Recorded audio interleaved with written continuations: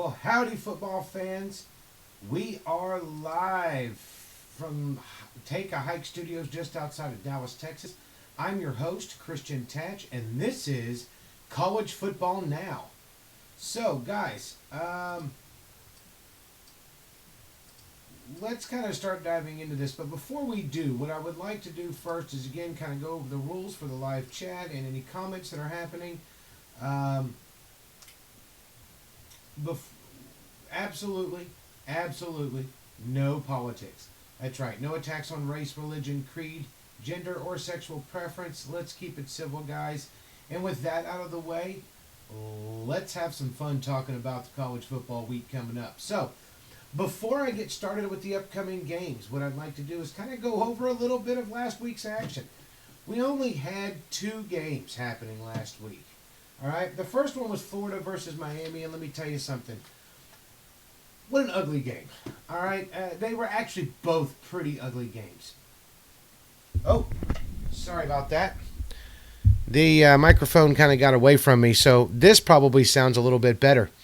Anyways, little technical difficulty. Sorry about that. Again, live from Take a Hike Studios, just outside of Dallas, Texas. My name's Christian Tatch. This is College Football Now. And we're going to start off this episode, or this week's podcast, with a little overview of last week's games. 2 very ugly games at that. And as we're talking about this, go ahead, for those of y'all who are watching, go ahead and go into the chat right there and let me know where you're from and who your team is. And feel free to comment throughout the entire podcast here. I'm looking forward to seeing what your views are.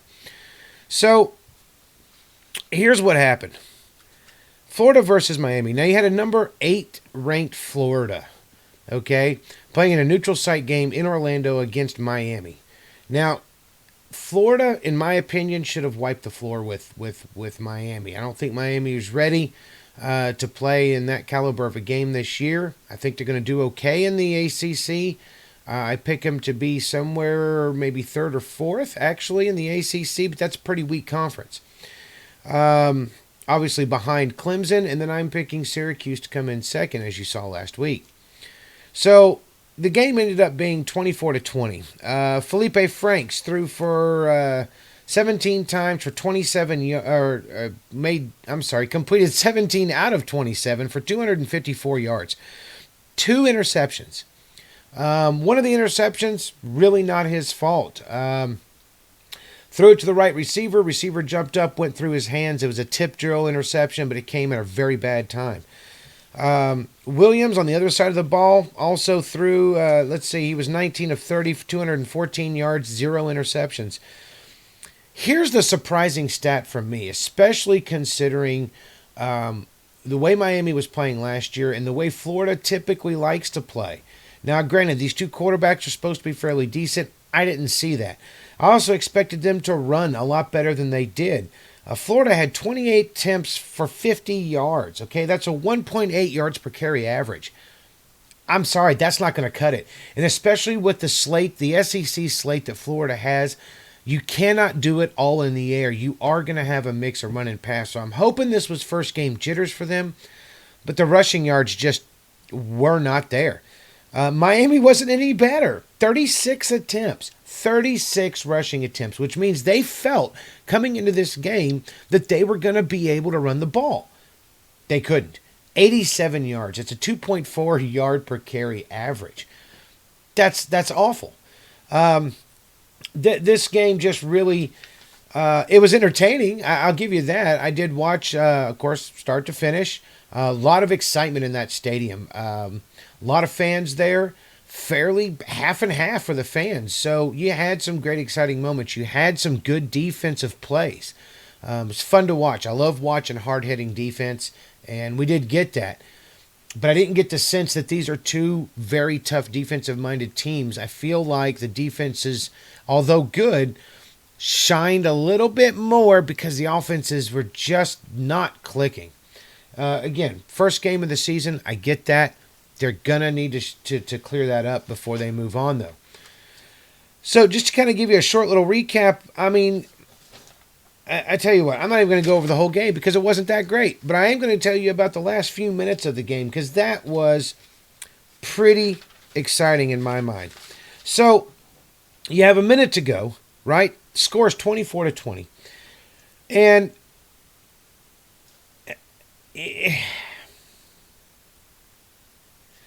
actually, let's back it up just a hair, right? It wasn't with 1 minute to go. It was actually a little bit more than that. Here's what you had. 4.5 minutes left. Florida stops Miami on 4th down, right? They get the ball back. Instead of running out the clock with 4.5 minutes left, you've got a 4-point lead. Now, granted, your running game has not been all that good, but don't come out slinging. Eat up some time. Miami had no timeouts. None.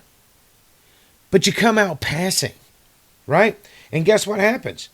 One of the first, second down or third down, he throws an interception to 3 white jerseys from Miami. Okay? So now Miami has the ball, but that's not it. They intercept the ball, they run it back to the 25-yard line of Florida, right? 4 minutes left to go. They're on the 25-yard line.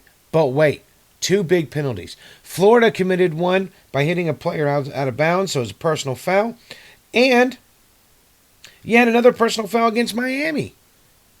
So now they've got 1st and 20 from their own 45. All right? Miami marches into field goal range. Miami is sitting there now with just a couple minutes left. They're on 4th and 27. All right? 4th and 27 to go. They're on their own end of the field. They throw a pass. It's a 10-yard short pass. Guess what? Pass interference on Florida. A completely unnecessary pass interference at that. So, now what happens? Well, they end up getting the first down. The next 3 plays, Florida stops them. Then they get another pass interference penalty to get them another first down. With a minute to go, you've got the, from their own 36-yard line, Miami has to recover their own fumble now for the 3rd or 4th time this half. Then, they end up 26 seconds, no timeouts, 3rd and 12, incomplete pass, 4th and 12. He bobbles the snap, then picks it up, gets intentional grounding. Gators win. All right? I would say the Gator defense, although still rusty, they were in that backfield of Miami. They were hurrying that quarterback, hitting that quarterback. They were in that quarterback's face or the running back's face. It seemed like every 3rd down. They were in that backfield all game long. If they keep this up, starting an SEC play, going into the season, I'm telling you, they're still going to give the SEC East race a really tough run, and they could end up stopping Georgia if they're in the backfield that often still. The Hawaii game was just as ugly, to be honest with you. I don't know what to expect out of either one of these teams. However, all the experts on ESPN Game Day, they all picked Arizona to be able to go in and win. Kevin Sumlin's second year. You have Tate Martell, who is, Khalil Tate, who is, again, could be a Heisman caliber quarterback if he played anywhere but Arizona. That game ended with Hawaii winning, just as I predicted. And it was 45-38. Tate for Arizona threw 39 times, completed 22 of them, 361 yards, 3 touchdowns, 2 interceptions. Cole McDonald for Hawaii. Now, they're a passing team primarily. 29 of 41 for 378 yards, 4 touchdowns, 4 interceptions. Okay? They also had a couple of fumbles throughout the game. When it came to rushing, really, Hawaii had 159 yards rushing. Arizona had 178 yards rushing. Tate was their leading rusher with 108 yards. Come on, guys. So the best play was at the very end. Arizona was trying. You're talking time running out. They're around the 25-yard line.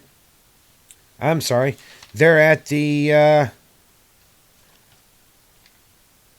they're around the 25, 30-yard line. Khalil Tate tries to run it in. Cannot make it. and gets tackled right there at the 1 yard line. Time expires. Could have been the game. That was last week's action. So let's go ahead and let's move on over. We're going to talk now a little bit, again, the rankings. Okay, so the rankings haven't changed. They're not going to change. You only had 2 games and only one team in that weekend that was ranked with number 8 Florida. They're going to wait until this weekend's slate of games is over with. We're going to see how everybody does. There could be a small shift, assuming everybody in the top 25 wins. You could see Florida getting knocked down a spot, switching places, possibly with Notre Dame, depending on Notre Dame plays at Louisville. And that should be the only change that we're going to see. Those rankings will come out next Tuesday, the day before the next podcast, because you do have a game on Sunday night and Monday night. All right, let's dive into this week's action. This is week 1, folks. This is what I've been waiting for all season long. Cannot wait for this weekend. Just nonstop college football. We've got games on Thursday night. We've got games on Friday night. We've got games all day Saturday. A game on Sunday night, game on Monday night. Man, it doesn't get better than opening weekend college football. 2019, no different. Now, the way I'm going to do this from week to week, I'm not just going to post what maybe the big games in the national picture. I'm not going to sit there and just talk about, what everybody else is talking about. I'm going to bring up some games that I think are going to be entertaining to watch. This first one is going to be one of those. BYU at Utah. I'm sorry. It's BYU at home against Utah. Look, last year BYU was a 7-6 team. Utah was 9-5. I expect Utah to be much better this year, and I expect Utah to actually make it to the Pac-12 championship game against either Oregon or Washington. And they could put their mark on another great season here. I think that Utah brings that back up this year. I'm sorry, they were 9-4. I believe personally that Utah can be a 10-win team this year. My pick of this week, Utah is going to win on the road at BYU, and it's a very necessary win for Utah. BYU, don't be disheartened. You are going to do okay this year. I think you go 8-4 this year, and possibly 8-5 going in the bowl game, depending on who you get. But you're going to start the season off with a loss. So that's pick number 1. Next up on the list, we have number 12 Texas A&M at home against Texas State. Also a Thursday night game. Very excited about this one. Want to see how the year starts off for second-year head coach Jimbo Fisher, as well as second-year defensive coordinator Mike Elko. Now, you still have Kellen Mond coming back, and I believe Kellen Mond is going to be a much more polished quarterback than he was last year. Still trying to learn the system, still trying to get the kinks out as a full-time starter. I believe Jimbo has probably done a pretty good job with him over the offseason. He's usually pretty good at coaching quarterbacks as well as tight ends. Do have a little bit of a hole there at tight end. The number 1 tight end recruit in the country, Baylor Cupp, is not going to be playing for A&M this year. Got hurt in a scrimmage a little over a week ago. But we're pretty deep in tight end, so we're going to have yet another new face. Running backs not worried about. Receivers not worried about. What I think Texas A&M really needs to focus on against this Texas State squad, who finished 3-9 last year, and really I don't predict them to do any better this year. But I tell you what I do want to see in this game out of the Texas A&M football team, and I think what the fans want to see and what the coaches want to see is they're going to try to rotate some of those quarterbacks in there probably in the second half. They need to get a feel for where they are in game time action. They've got a tough road ahead. There's a very good chance Kellen Mond could get banged up. We need to know we've got somebody back there that can fill those shoes. The other thing I'm looking at is the defensive line. Lost big-time players last year with defensive ends, and they lost a couple of guys up the middle. The rush defense was number 3 in the nation by the end of the season, and they held that really all season long. They were number 1 for a while, never slipped past 3. They can coach that a little bit, but what they need to focus on is the secondary, especially the corners. Texas A&M was 107th nationally in passing defense. That needs to be corrected. Texas State's head coach is Jake Spavital, who was the offensive coordinator at Texas A&M not too long ago.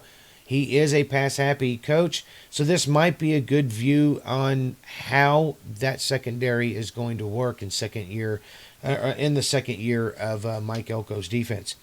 I'm going to predict Texas A&M wins that one at home and wins it pretty easily.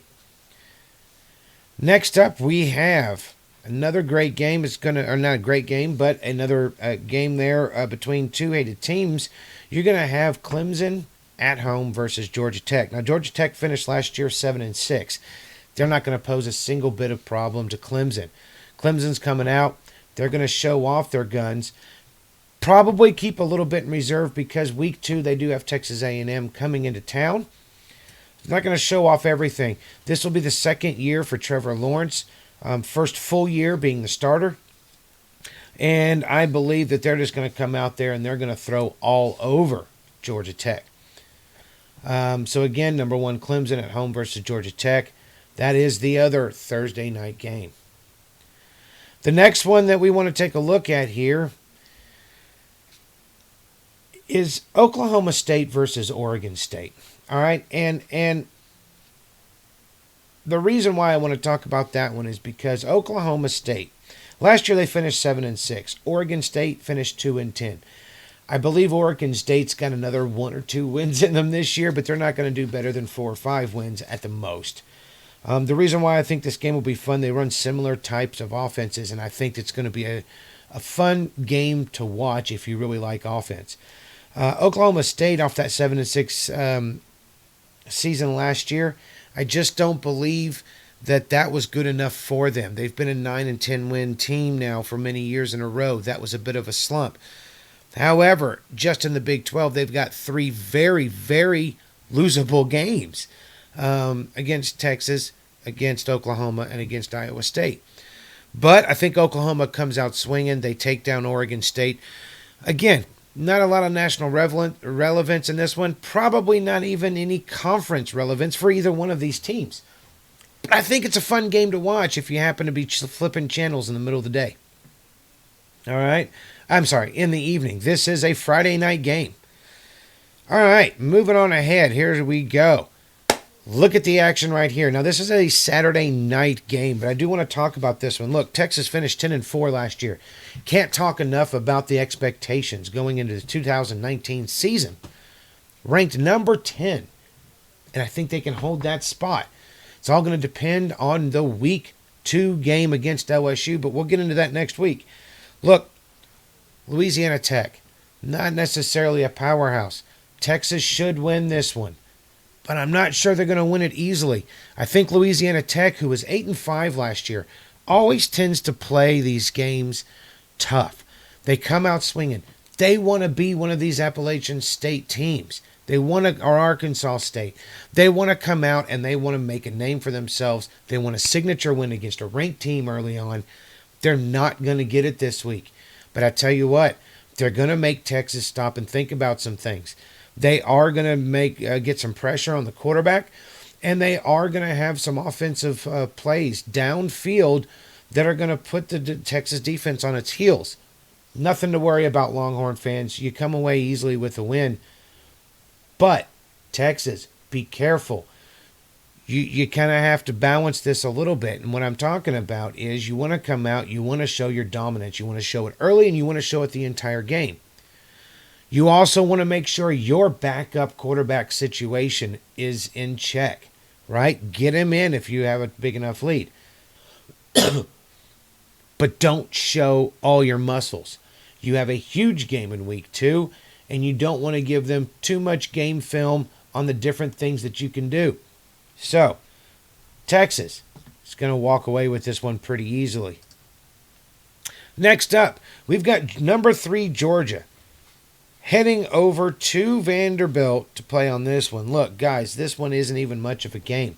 If you're a Georgia fan, you like watching SEC football, you like watching Georgia football, you even like a good old-fashioned romping, come check this game out on Saturday afternoon. Look, Vanderbilt finished 6-7 last year. I like to root for Vanderbilt every now and again. I think that it'd be fun if they could provide some chaos out there, beating a ranked team, beating some teams they shouldn't. I just don't see it happening. Franklin, I'm sorry, but this is not the season for you either. However, I do believe you are going to be bowl eligible again. But the bowl eligibility is going to come off your non-conference opponents, and then playing. You're going to beat a team or two in the SEC. Nobody highly ranked, but so watch this one if you want to. Georgia is coming away with a big win here. Next up on the slate, we're going to talk about an early game, and you've got South Carolina versus North Carolina. Check this out. Look, South Carolina made it bowl eligible last year at 6-6, won their bowl game, 7-6 on the year. North Carolina was 2-9. So, Christian, why are you even talking about this one? South Carolina should come in and win. However, they do have some issues out there on offense, and their defense has got some holes in it. But it's not why I'm talking about this game. You want a good storyline? Come watch this game. Peek in on it. Because it's who's on the sideline for North Carolina. Mack Brown is back into coaching. Now, my personal opinion, Mack Brown is in this. He's going to be in it for a couple years. Try to get North Carolina a few more wins each season. Make the switch over to athletic director.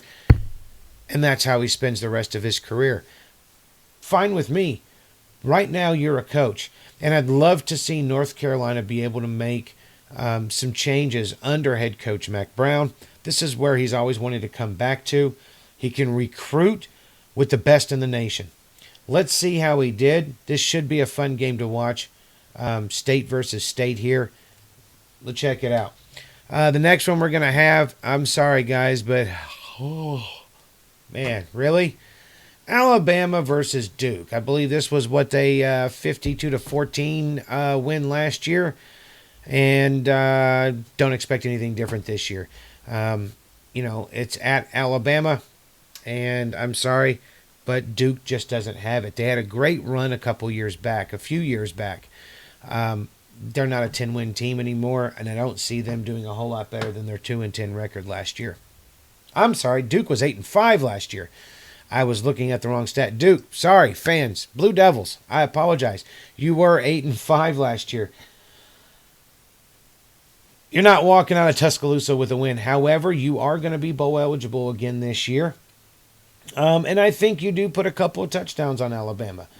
Remember, Alabama is becoming a much more of a passing team than they had been in years past. And Tua's going to have a field day against that Blue Devil defense. Now let's move on over to the Sunday game. Number 4, Oklahoma Sooners at home versus Houston. Guys, Houston was 8-5 last year. We all know Oklahoma made it into the playoffs for the second year in a row. They have possibly a third Heisman candidate, hopeful, and possibly winner this year. Their offense is going to be unstoppable again. Their defense is, well, I don't know. We'll see. But Houston's going to come in there a little bit hungry.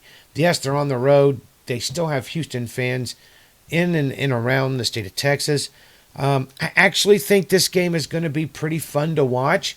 I don't think Oklahoma has any problems, but look for Houston to make some big plays here and there that'll just keep it exciting and keep it from being a snoozer. So number 4, Oklahoma takes this one pretty heavily. Next up, we have the Monday night game. Number 9, Notre Dame travels to Louisville. This is the team I meant to talk about here. Louisville was 2-10 last year. You guys remember a few years ago. Great quarterback, great team. They upset some people. They had great bowl games. They were a good team. Not anymore. Guys, Notre Dame coming into Louisville, not even a contest. I think Notre Dame wins big. They need to start looking forward to the upcoming weeks, though. Notre Dame's got a schedule where they can lose 3 or 4 games easily and will knock them completely out of the picture. Now, it is time for College Football Now, CFB Game of the Week. We have got number 16 Auburn traveling way out west to take on the number 11 Oregon Ducks. Now, believe it or not, number 11 versus number 16. Number 16 is on the road. Number 16 Auburn is the favorites? That's right, folks. It's a 3.5-point favorite for Auburn. Not only is this my game of the week, this is my upset pick of the week. I do not see Auburn traveling into Eugene and being able to beat the Ducks at Oregon. I just don't see it. It's going to be a very good game. This is the only game this week that features two ranked teams battling it out. Don't get me wrong. It's going to be a tight game. It's going to be a good game. I think Oregon is hungry. They know if they win this game and they beat Washington later on in the year, nothing stops them from making it to the Pac-12 championship game, beating who I think is going to be a Utah team there, and making it into the playoffs. They're on a mission. Auburn is also on a mission, but their road to the playoffs is a lot heavier and a lot tougher to traverse than Oregon's. Auburn's looking to start off a win against a ranked team, get them prepped for the season. This is a tough one to pick. However, I am going to go with the home team in this one. Oregon Ducks win a close one at home against number 16 Auburn. That is my picks of the week, guys. Looking forward to this slate of games this week. Fortunately, we don't have a lot of action to talk about from last week. Next week, however, watch out for the invites. We very well could end up starting a little bit later. Life happens. Had some things come up. We may start an hour later. Also, don't forget, this Friday is National Wear Your College Colors Day. So be sure to go to work, go to school, go to, whatever it is you're going to do this Friday. Wear those team colors. All right? Don't be afraid to shoot me an email. Show me those team colors. We'll post them in here for next week. Also, just found out there are 2 games that I will be going to this year, completely different and separate from each other, 2 totally different locations. We're going to be showing you some highlights from those trips as they happen. One is going to be October 5th, and the other one is going to be November 2nd. Mr. Alexander, good to see you here. That's right, Burnt Orange. He is, that is the Longhorn orange for those of you who also wear orange in a weird color. But, hey, glad to see you here. For anybody else who's going to be watching this, Rob is our resident referee. I'm going to call him expert, but he's going to be great later on throughout the season for any of these tough games that have some questionable calls to kind of give us some insight. Anyways, Rob, glad you joined, and I'm hoping that your evening went well. We're actually about wrapping it up here. Kind of a slow night with no action really happening last week outside of those couple of games. Again, looking forward to this weekend. I got nothing to do. 3 days watching college football. Actually, 4 days. And I'm starting tomorrow night with those first 3. So until next week, listen, you guys enjoy. Anybody watching this now, anybody watching this later, I appreciate it. We'll see you next week as the season moves on. Oh, Rob, the upset special. I actually took number 11 Oregon versus number 16 Auburn is the game of the week. But guess what? Number 16 Auburn is a 3.5-point favorite. And I don't think it happens. I think they travel to Oregon. Oregon's got an agenda. They are 2 big wins this year from getting into the Pac-12 game. They win that one against who I think is going to be the Utah Utes, and they end up in the playoffs. And Auburn, still some questionables. Their quarterback is no longer there. They're starting a brand new quarterback. They're starting a brand new running back. We'll see what happens. Gus has got the work cut out for him. They travel to Oklahoma or to Oregon, and I don't think they walk out with a win. All right, guys, listen. We will see y'all next week, and boy, will we have some action to talk about. Tell your friends, tell your family, tell your coworkers. Join the CFB Now YouTube channel. Subscribe. We'll see you next week on the podcast. Y'all have a great week. Go watch some football.